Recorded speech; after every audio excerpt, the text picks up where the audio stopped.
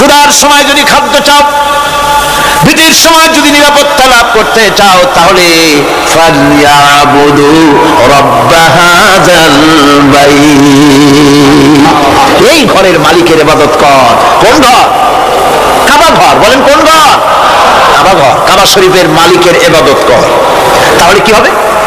আল্লাযী আত'আমাহুম মিন জু'ইন ওয়া আমানাহুম মিন খাউফ। এই ঘরের মালিকের ইবাদত যদি করো, তাহলে ক্ষুধার সময় তিনি তোমাদেরকে খেতে দিবেন, আর ভীতির সময় তিনি তোমাদের নিরাপত্তা দান করবেন। এ ওয়াদা কার? চিল্লায় বলেন ওয়াদা কার? আল্লাহ পাকের ওয়াদা বিশ্বাস হলো না, এমনই পোড়া কপালের মুসলমান।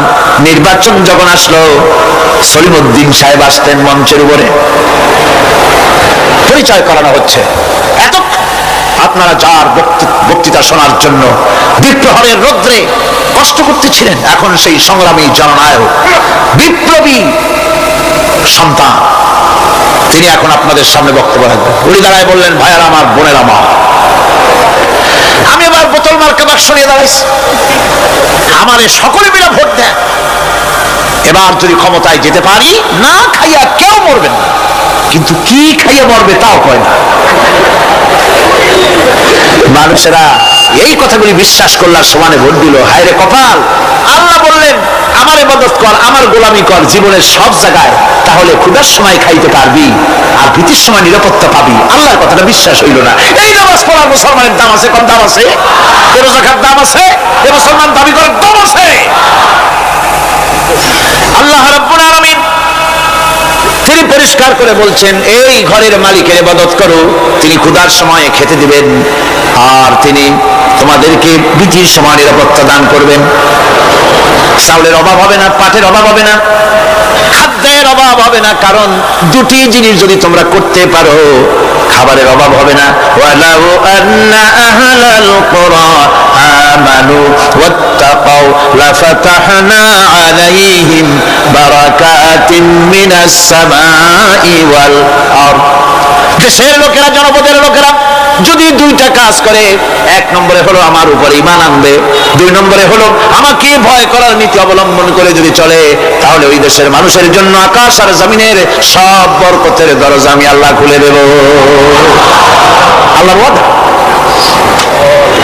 আল্লাহ পাকের নিকট মানুষের সবচাইতে বড় দাবি কি? আল্লাহর কাছে মানুষের সবচাইতে বড় দাবি কি করতে পারেন? পারেন? আল্লাহ পাকের কাছে মানুষের শ্রেষ্ঠ দাবিটা আল্লাহ নিজেই শিখাই দিয়েছেন। আমার কাছে দাবি কর, ইহদিনাস সিরাতাল মুস্তাকিম। আয় আল্লাহ, একটা সোজা, একটা সরল রাস্তা আমারে দাও, একটা সহজ পথ আমারে দাও। এই কথা সূরা ফাতিহা দাবি করার পর আল্লাহ রাব্বুল আলামিন এই অভিনন্দনের জবাবে, 7টা বাক্যের অভিনন্দনের জবাবে আল্লাহ রাব্বুল আলামিন 30 পারা কোরআন শরীফ নাজিল করে দিলেন। সূরা ফাতিহার এই সওয়ালের জবাবে আল্লাহ পাক বললেন, ওয়া আনি'বুদুনি হাযা সিরাতুম মুস্তাকিম।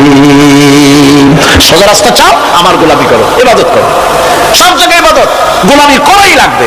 আমার কাছে সোজা রাস্তা চাও, সোজা রাস্তা হলো আমার গোলামি করা। কার গোলামি? বেহেশতে যেতে চান? আমি আস্তে গেলাম বলে আপনারা আস্তে জবাব দিলেন। বেহেশতে যেতে চান? সুবহানাল্লাহ। এমন কোন মানুষ আছে নাকি যে বেহেশতে যেতে চায় না, মত করে যাইতে চায়? সবাই, আমরা সবাই বেহেশতের আশা করি, ঠিক কিনা?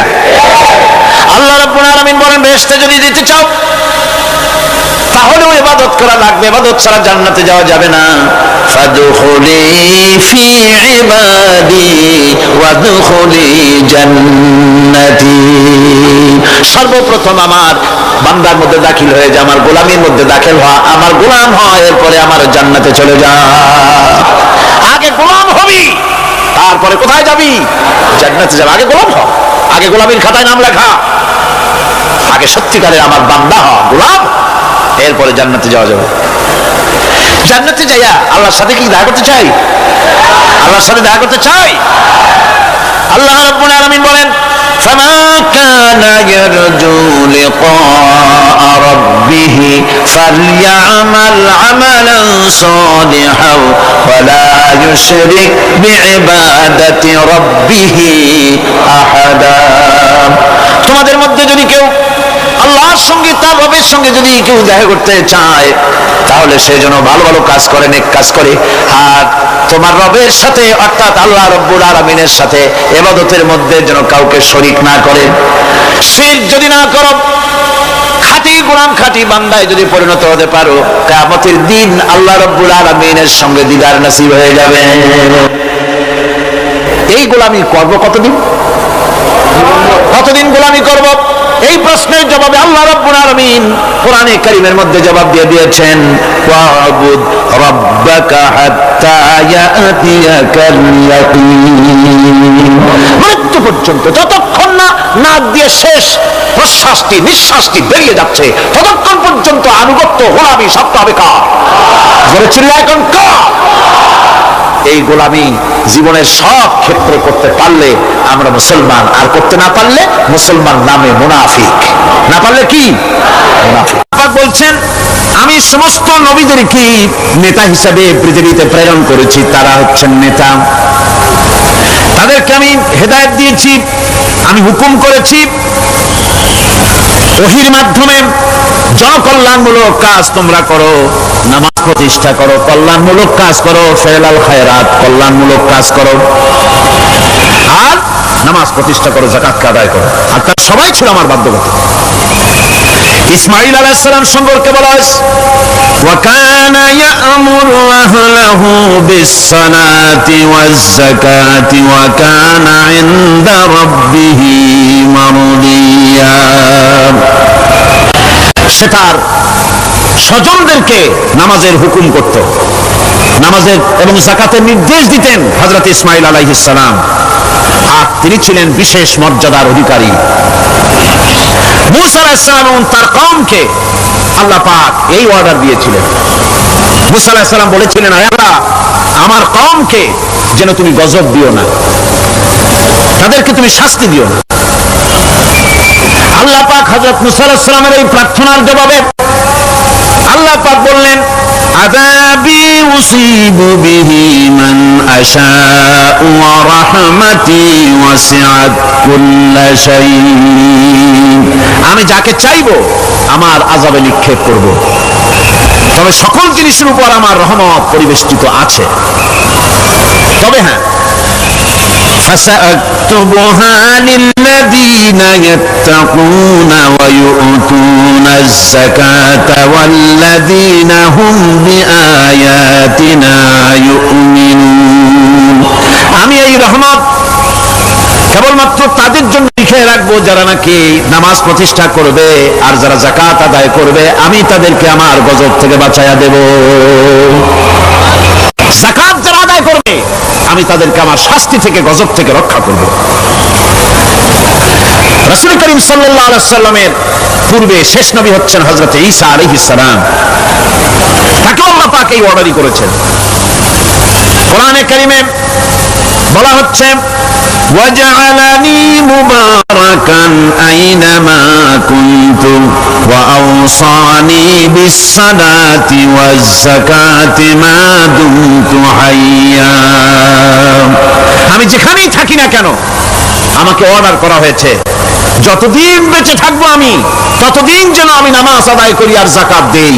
ঈসা আলাইহিস সালাম বলছে, আল্লাহ পাক আমার উপরে নির্দেশ করেছেন আমি যেখানেই থাকি আর যতদিন বাঁচি আমাকে নামাজ আর যাকাত এই দুটি জিনিস সম্পর্কে আল্লাহ পাক আমাকে আদেশ করেছেন। এখন যাকাত দিতে হবে, গুরুত্বপূর্ণ ব্যাপার। মানুষেরা অবহেলায় থেকে নিজেকে বঞ্চিত রেখেছে, মাহরুম রেখেছে এত বড় একটি নিয়ামত থেকে, সমাজকে মাহরুম করছে, যাকাত দিচ্ছে না।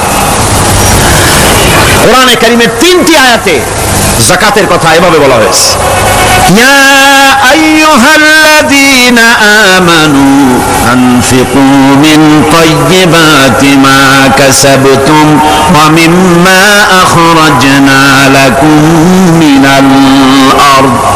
হে ইমানদার লোকেরা, তোমরা যেসব পবিত্র অর্থ সম্পদ উপার্জন করো সেগুলি এবং আমি জমিন থেকে তোমাদের যে ফসল দান করি, ফসল উৎপাদন করে দেই, তার থেকে তোমরা আল্লাহর পথে খরচ করো। এগুলো 1 নম্বর আয়াত।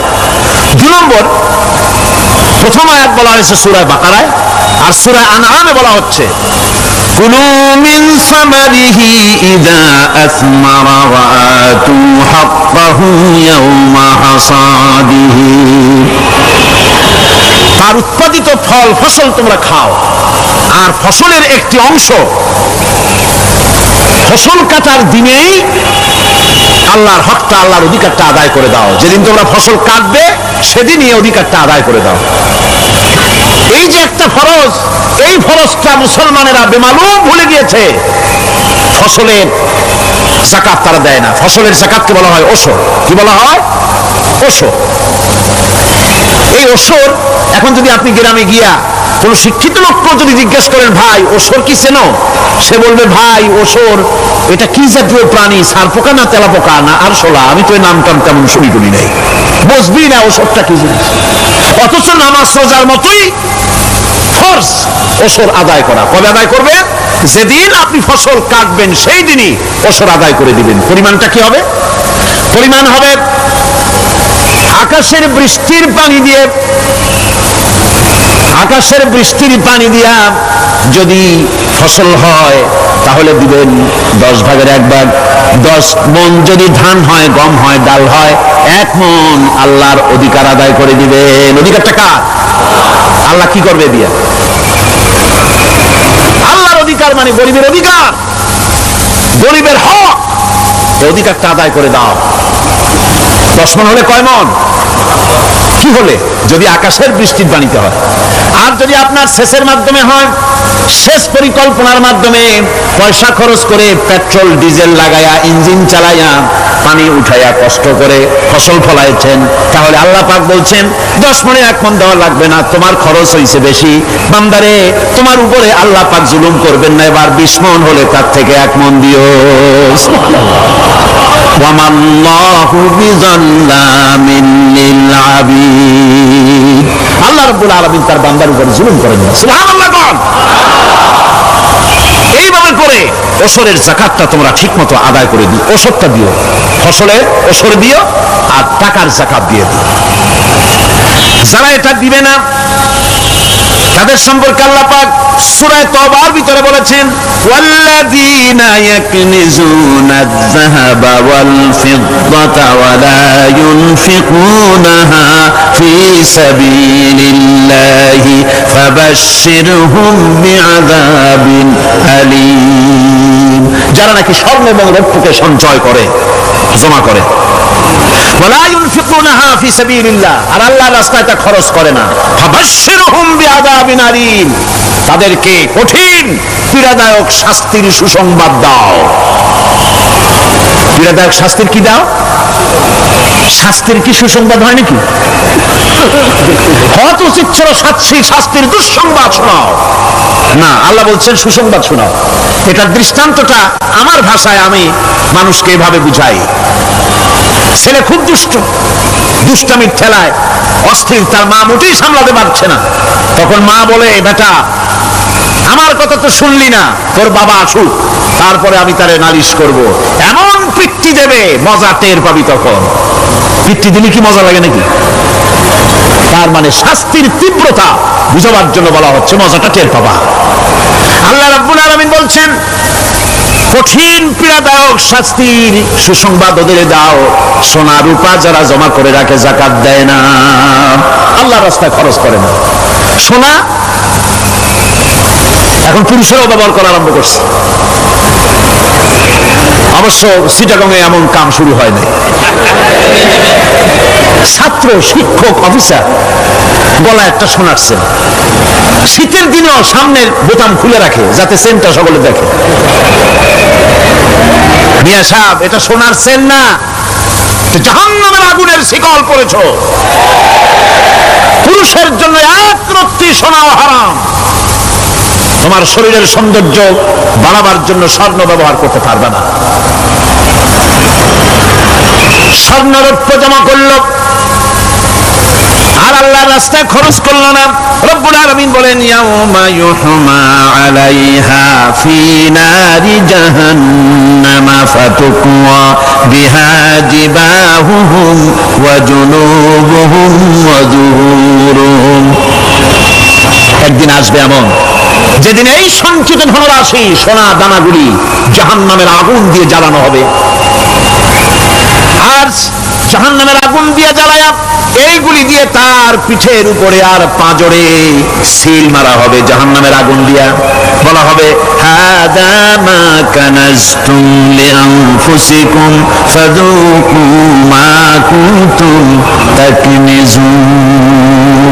মজা চাখো, স্বাদ গ্রহণ করো, এ হলো তোমার সেই সঞ্চিত সম্পদ, সঞ্চিত ধনরাশি যা তুমি জমা করেছো আর আল্লাহর রাস্তায় খরচ করনি। এখন এর শাস্তি গ্রহণ করো। সুতরাং সঞ্চয় করা, মাল জমা করা এক শ্রেণীর লোক আছে। আল্লাহ পাক বলছেন আল্লাযী জামা মালান ওয়া আদ্দাদা, মাল জমা করে আর মোছে তেল মাখে। টেলিফোন করে, হ্যালো সোনালী ব্যাংকের ম্যানেজার সাহেব নাকি? বলে হ্যাঁ, দেখুন তো আমার ব্যালেন্সটা কত। উনি বললেন বল্টু সাহেব আপনার ব্যালেন্স হচ্ছে 50,77,372 টাকা 79 পয়সা। তখন মোজ ঘষে, আতর লাগায়, তেল মাখে আর মনে মনে আনন্দ হয়, আরো কিছু জমা করতে পারলেই তো কঠিন কোটায় পৌঁছে যাব। আল্লাযী জামা মালান ওয়া আদ্দাদা, মাল জমা করে আর গুনতে থাকে, আল্লাহর রাস্তায় খরচ করে না। আল্লাহ রাব্বুল আলামিন বলছেন খুয মিন আমওয়ালিহিম সাদাকাতান তুতাহহিরুহুম ওয়া তুযাক্কিহিম বিহা, তাদের অর্থ সম্পদ থেকে যাকাত উসুল করে তাদেরকে পবিত্র করে দাও। যাকাত আদায় করার মানেই হলো তার সম্পদগুলি পাক হয়ে গেল। কোন আলহামদুলিল্লাহ, সম্পদ পাক হয়ে গেল, পবিত্র হয়ে গেল। আর যেই সম্পদের যাকাত দেওয়া হয় না, আল্লাহর রাস্তায় খরচ করা হয় না, তা সম্পূর্ণরূপে অপবিত্র, নাপাক। কি পরিমাণ সম্পদের নিসাবটা কেমন হবে? নিসাব হবে 52.5 তোলা রৌপ্য যদি আপনার কাছে থাকে, আপনি বাজার দর হিসাবে যাকাত দিবেন। স্বর্ণ 7.5 তোলা পর্যন্ত যদি হয়ে যায়, তাহলে অবশ্যই বাজার দর হিসাবে প্রতি বছর তার যাকাত দিবেন। ছাগল যদি 40টা থাকে যাকাত দিবেন, গরু যদি 30টা থাকে তাহলে যাকাত দিবেন। যাকাতের মাসলাটা খুবই কঠিন, যেখানে সেখানে গিয়ে জিজ্ঞেস করে এর জবাব পাওয়া সুকঠিন হয়ে যাবে। এই জন্য মাল পবিত্র করার জন্য, জাহান্নামের কঠিন শাস্তি থেকে বাঁচার জন্য আমি আপনাদেরকে উপদেশ দেব, সাজেশন করব, পরামর্শ দেব একটা বই পড়ার জন্য। বইটা লেখক হচ্ছেন আল্লামা ইউসুফ আল কারজাবী। বর্তমান আসরে, এই বর্তমান বিশ্বের একজন সাহসী মুফাক্কির ইসলাম, কাতার ইউনিভার্সিটির শরিয়া ফ্যাকাল্টির ডিন। তার লেখা ফতহুজ যাকাত, এই আরবি বিশাল এই আরবি গ্রন্থের অনুবাদ করেছেন অনুবাদ রাজ্যের রাজা। এদেশে ইসলামী আন্দোলনের, এই ভূখণ্ডের পুরোধা ইসলামী আন্দোলনের বর্তমান সব নেতাদের উস্তাদ আল্লামা হযরত মাওলানা আব্দুর রহিম সাহেব রাহিমাহুল্লাহ, আল্লাহ তাকে জান্নাতুল ফেরদাউসের মেহমান বানায় নিক, জোরে কোন আমিন। তিনি এটার অনুবাদ করেছেন ইসলামে যাকাতের বিধান। ইসলামে, নামটা মনে রাখেন, ইসলামে যাকাতের বিধান। ইসলামী ফাউন্ডেশন বইটা বের করেছে, এত বড় 2টি খণ্ড। এই বইটি আপনারা সংগ্রহ করবেন, ইসলামের যাকাত বিধান, বইটি আপনারা সংগ্রহ করবেন মনে করে। এখন যাকাতের নিসাব আমি বললাম, এবার বলবো যাকাতের খাত। আমি যা বলতেছি এগুলি আমার বানানো নাকি? আল্লাহর কথা বলছি। কার কথা? আল্লাহর কথা। যাকাত কোথায় কোথায় ব্যয় করবেন, কারে কারে দিবেন? আল্লাহ রাব্বুল আলামিন বলেন ইন্নামাস সাদাকাতু লিল ফুকারাই ওয়াল মাসাকিন ওয়াল আমিলিনা আলাইহা ওয়াল মুআল্লাফাতি কুলুবুহুম ওয়া ফিল রিকাব ওয়াল গারিমিনা ওয়া ফি সাবিলিল্লাহি ওয়া ইবনিস সাবিল ফরিদাতাম মিনাল্লাহ ওয়াল্লাহু আলিমুন হাকীম। সূরা তাওবার মধ্যে আল্লাহ পাক যাকাত কোথায় কোথায় দিবেন খাতগুলি আল্লাহ বলে দিচ্ছেন। কোন আলহামদুলিল্লাহ। সেখানে সেখানে যাকাত দেওয়া যাবে না। যাকাতের জন্য খাত হচ্ছে 8টা। যাকাতের জন্য খাত কয়টা? 8টা। 8টি খাতে আপনার যাকাতের টাকা আপনি ব্যবহার করবেন, ব্যয় করবেন। প্রথম দিবেন ফকিরদেরকে। প্রথম দিবেন কাদেরকে? ফকির। ফকির কারা?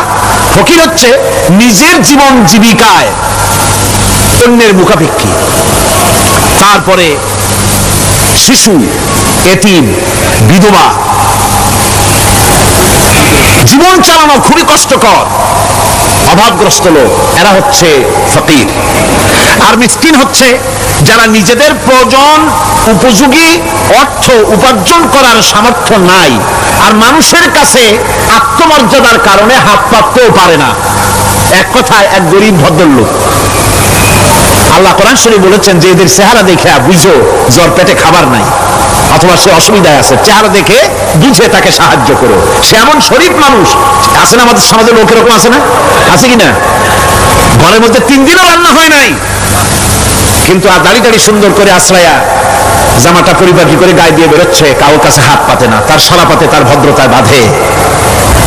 ওনার সারাপথে বেঁধেছে, উনি চাবেন না কারো কাছে, কিন্তু ওনাকে যিনি সৃষ্টি করেছেন সে আল্লাহ রাব্বুল আলামিন শোনায় দিচ্ছেন, বান্দারা আমার ওই গরিব ভদ্রলোককে খাবার দাও।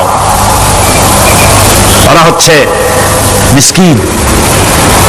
এরপরে আমিলিন, 3 নম্বরে আমিলিন, অর্থাৎ যারা যাকাত সরকারিভাবে যাকাত যারা আদায় করে সেই আদায়কারীদেরকে এই যাকাতের টাকা দিয়ে তাদের সম্মানী দিতে বলা হয়েছে।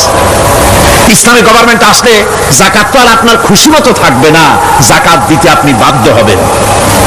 যাকাত দিতে আপনি বাধ্য হবেন। যাকাত আদায় করবে গভর্নমেন্ট। কে আদায় করবে? গভর্নমেন্ট আদায় করবে, আর গভর্নমেন্ট ডিস্ট্রিবিউট করবে। ওয়াল মুআল্লাফাতিল কুলুব, মনতুষ্টির জন্য, যাদের মন জয় করতে হবে এই ধরনের লোকদেরকে। ওয়াল রিকাব, আর গলদেশের মুক্তিদানের জন্য। ওয়াল গারিমিন, আর ঋণগ্রস্ত ব্যক্তি, তা আবার এমন পর্যায়ের যে ঋণ পরিশোধ করতে গেলে যদি তার এমন অবস্থা হয় যে তার কাছে যাকাত দেওয়ার মতো টাকা থাকে না, এরকমের অবস্থা যদি হয় তাহলে যাকাতের টাকা দিয়ে তার ঋণ পরিশোধ করে দেওয়া যেতে পারে। ফি সাবিলিল্লাহ। এরপরে হচ্ছে জিহাদের রাস্তা।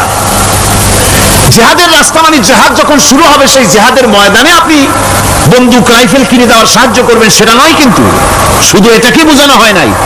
ফি সাবিলিল্লাহ বলতে বোঝানো হয়েছে আল্লাহর রাস্তায় সংগ্রামরত সব ব্যাপারে আপনি সাহায্য করবেন, ইসলামী আন্দোলনের জন্য করবেন। যারা ইসলামের জন্য বইপত্র লেখে তাদের জন্য করবেন, যদি পয়সায় কুলাতে না পারে সেখানে সাহায্য করবেন। ইসলামী আন্দোলনকে বিজয় করার জন্য সাহায্য করবেন। এক কথায় আল্লাহর রাস্তা বলতে যা বুঝায় এগুলিকে দিবেন। ইবনে সাবিল, এরপরে পথিক মুসাফির। পথিক মুসাফির সে যদি বাড়িতে ধনী থাকে, ঢাকায় ধনী, কিন্তু চট্টগ্রামে এসে সর্বহারা হয়ে গেছে, টাকা পয়সা সব লুটপাট হয়ে গেছে, এখন বাড়ি ফেরার উপায় নাই, যাকাতের টাকা দিয়ে তাকে সাহায্য করা যেতে পারে। এই 8টি খাতে এভাবে যাকাত দেওয়ার জন্য আল্লাহ খাত সৃষ্টি করেছেন। কয়টা খাত হলো? 8টা খাত। ইসলাম যাকাত ভিত্তিক অর্থ ব্যবস্থা কায়েম করে, আর অনিসলামিক সরকার সুদ ভিত্তিক অর্থ ব্যবস্থা কায়েম করে। যাকাত আর সুদের মধ্যে পার্থক্য কি? যাকাত হচ্ছে, এক কথায় বুঝাই, ব্যাখ্যা দেব না, এক কথায় বুঝাবো। যাকাত হচ্ছে ধনীদের কাছ থেকে নেও, গরিবদেরকে দাও। আবার শুনুন, যাকাত হচ্ছে ধনীদের কাছ থেকে নাও, গরিবদেরকে দাও। আর সুদ হচ্ছে গরিবদের কাছ থেকে নাও, ধনীদেরকে দাও। টাকায় টাকা টানে, একজনে শুনছিল টাকায় টাকা টানে, সে মনে করলো কেমনে টাকায় টাকা টানে। তারপরে সে এক ব্যাংকের সামনে গিয়ে অনেক টাকার মধ্যে নিজের একটা টাকা ছুঁড়ে মেরেছে। ঘন্টা 2 দাঁড়ায় আছে, দেখে যে তার টাকা আসে না। তখন ব্যাংকের দারোয়ান এসে পিছন থেকে গলাটা ঠেসে ধরছে, বেটা তুমি চোর নাকি, না হাইজ্যাকার, না মাস্তান, না সাদাবাজ? কয় যে না, আমি এর কোনোটাই না। তাহলে এই পজিশন নিয়ে দেখতেছো নি? যে আমি শুনছিলাম টাকায় টাকা টানে, সেজন্য আমার পকেটে একটা টাকা ছিল, ওই যে কেশিয়ার টাকাগুলি গুনতেছে ওইখানে মারলাম, দেখিনি টাকা, আমার টাকায় কিছু টাকা টাইনে আনে। এতক্ষণ দাঁড়ানো, আমার টাকা তো টানলই না, আমার যে একটা টাকা তাও আসে না। দারোয়ান বলছে, বেটা তুমি ঠিকই শুনেছো, টাকায় টাকা ঠিকই টানে, ওই অনেকগুলো টাকা তোমার একটা টাকারে এমন ভাবে টাইনিয়া ধরছে, বাইরে আবার উপায় নেই। সুদভিত্তিক অর্থ ব্যবস্থায় গরিবরা এভাবে শোষিত হয়। শোষিত হয় কারা? গরিবরা। সিনেমা কারা বানায়? ধনীরা। শোষিত হয় কারা? গরিবরা। লক্ষ্য করেন, তাকান, আল্লাহর কথা কত বাস্তব। ধনীরা সিনেমা বানায়, শোষিত হচ্ছে গরিবেরা। রিক্সা চালায়, ঠেলা গাড়ি চালায়, মাথার ঘাম পায়ে ফেলেছে, পরিশ্রান্ত হয়েছে, বিকাল বেলায় সেই টাকা নিয়ে যাচ্ছে বাজার করতে। সিনেমা হলের সামনে যায় দেখে সর্বনাশ, যুবক একটা যুবতীর জড়ায় ধরছে দুই হাত দিয়া, নিচে লেখা কি যে প্রেম আর কত যে জ্বালা। বেচারা গরিব মানুষ মাথা গরম হয়ে গেছে এটা দেখে, যে বাইরে যদি এত জ্বালা, ভিতরে না জানি কত মজা। যে টাকা দিয়ে চাউল কিনতো, সেই টাকা দিয়া টিকিট কিনে সিনেমায় ঢুকলো। এর মাথা ঘামানো পয়সাগুলি পাইল কে? বড় লোকই পেল। বড় লোকেরা ব্যাংকে টাকা রাখে, গরিব মানুষেরা ব্যাংক থেকে টাকা লোন নেয়। কৃষি লোন নিল, গরু কিনলো, বীজ কিনলো, সার কিনলো। আকাশ থেকে বৃষ্টি হলো না, অনাবৃষ্টি অতিবৃষ্টি খরার কারণে ফসল হলো না। ব্যাংক কি তার লোন মাফ করবে? তার সুদ মাফ করবে? শেষ পর্যন্ত গরুটা বেচা, মায়ের হাতের বউ হাতের শেষ চুরি গাছা বিক্রি করে লোন পরিশোধ করলো। বড় লোকের টাকা ওখানে ছিল, ওই টাকায় আরো টাকা গিয়ে জমলো, আর গরিব ফতুর হয়ে গেল। এই জন্য আল্লাহ পাক বলেছেন, সুদ হচ্ছে ওয়াহাল্লাল্লাহুল বায়া ওয়া হারামা রিবা। আল্লাহ পাক ব্যবসাকে করেছে হালাল, সুদকে করেছেন হারাম।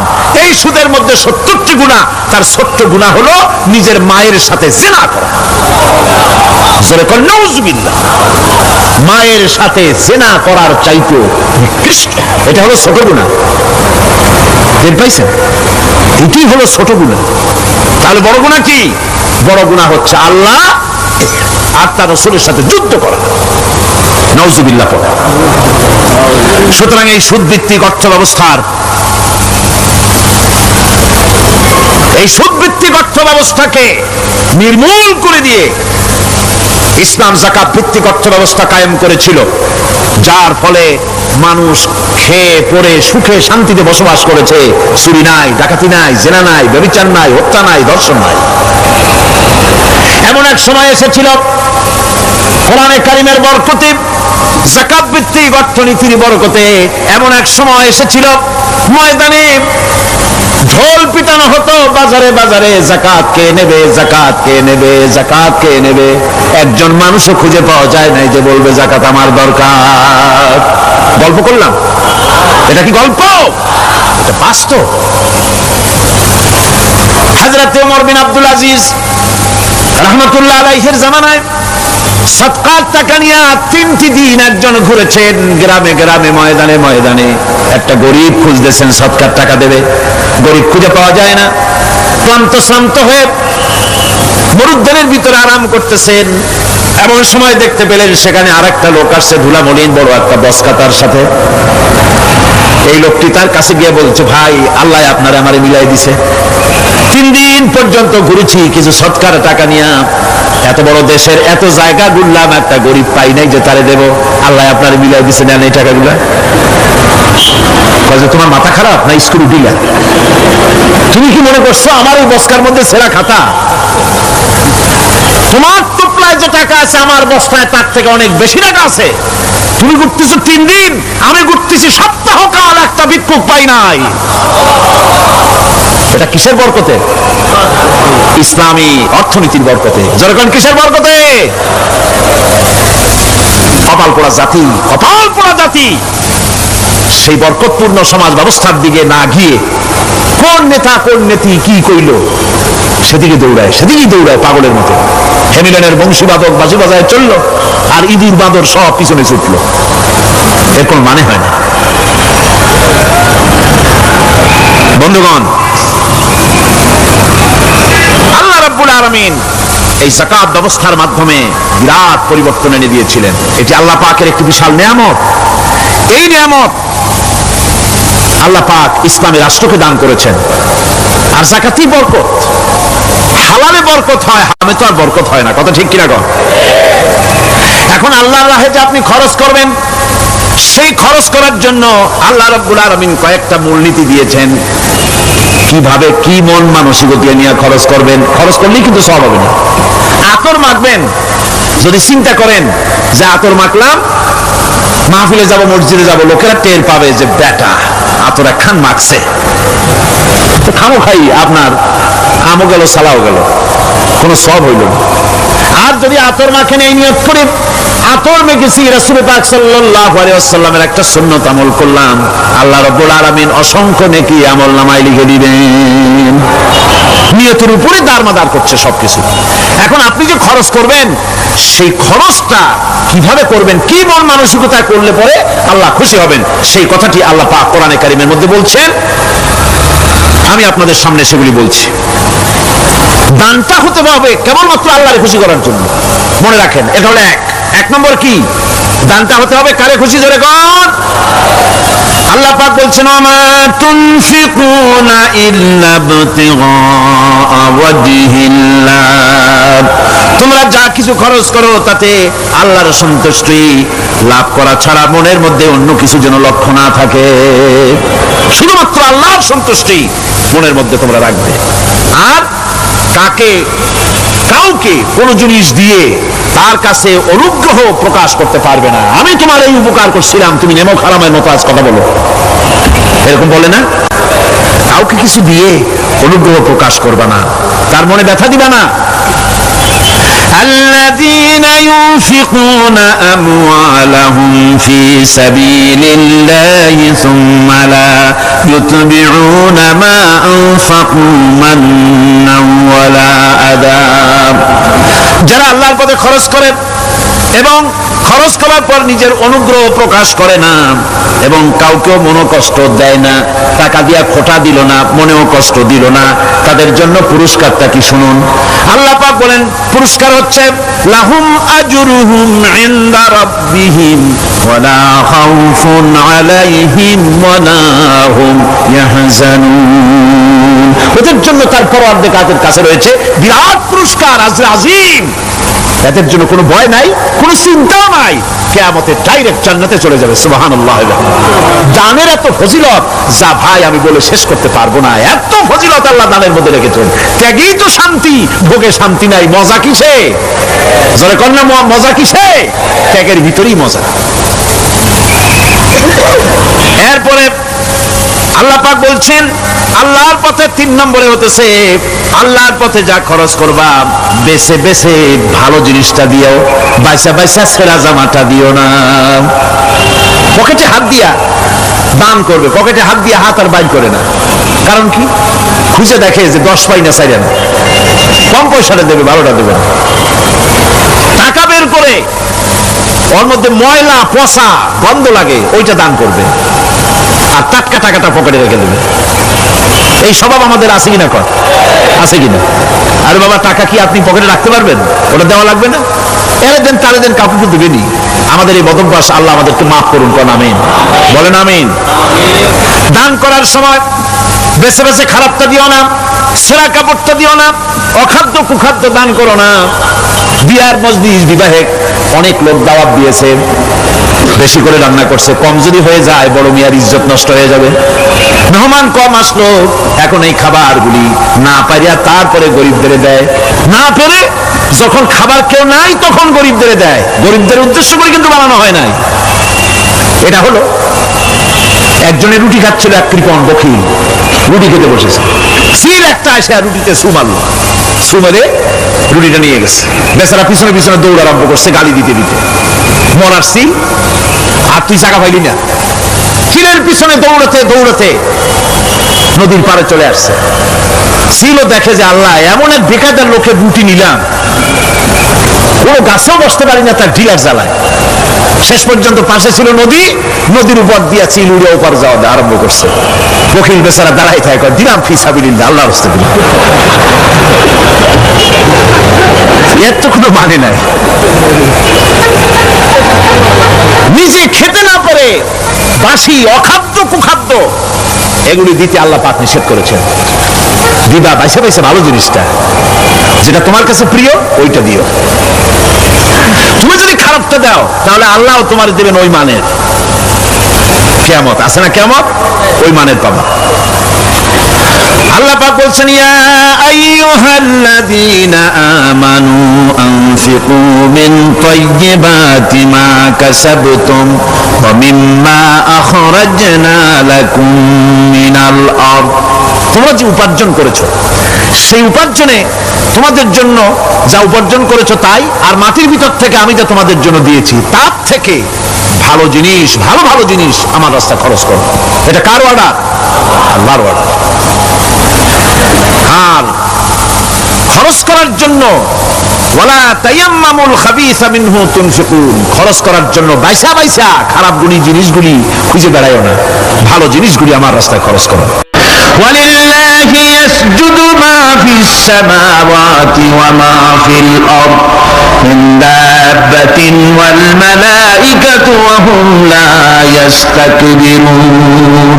আকাশ এবং জমিনে যা কিছু আছে আমার সিজদা করে, আমার সিজদা থেকে কেউ অহংকার করে না, অহমিকতা করে না, আমার সিজদা থেকে কেউ ফিরে যায় না, সবাই আমাকে সিজদা করে। সুতরাং মানুষ আমার দরবারে সিজদায় মাথা নত করে দাও, সবগুলি আমার সামনে সিজদা করতেছে।